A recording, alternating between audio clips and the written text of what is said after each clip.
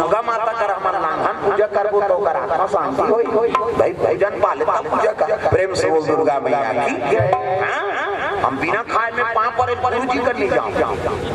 जग में सब चलत रहा है नहीं और पांव पर मिल जाऊं जानदार हो खवा दे रे का दिमाग खराब हो जाए मैं कीर्तन में बोला है नहीं अमल बला हो साधु मन लाख लादन के बाद हमारे पर बला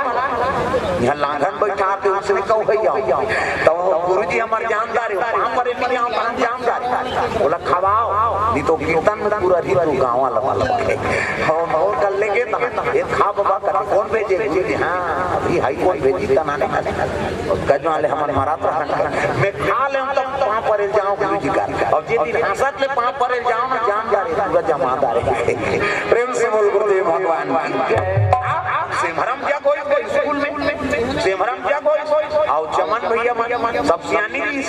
हां उदारी वर्षा कुसुमन वर्षाती होई हां मैं चमन का तेल दे उदारी शेष में हां तुम्हारा तो चाउर होई चल भात दे दे तो हमारा खावे महाराज कहते हो हवा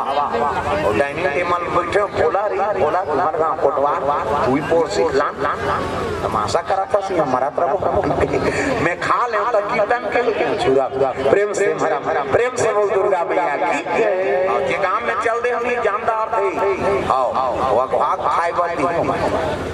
प्रेम से बोल दुर्गा मैया की भजन हो तो वाला तो शरीर ठीक नहीं है तो भजन कैसे हो सकते दिल बता और लावण के उपासना रबे ते भजन करबे और मन चिलचिल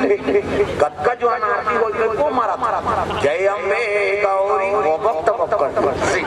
जल्दी सी रात के खाते दई कहे तब तो का कान को पाप निकाले खा ले और आराम से आरती का प्रेम से बोल गुरुदेव भगवान ये बात तब मन है चंगन का थौती गंगा बाबा हमन आजकल अपन शरीर ल दुख देख भगवान ल पाबो कथा नहीं सन नहीं कल युग में जोग हवन नहीं हो सके ना रामायण में लिखते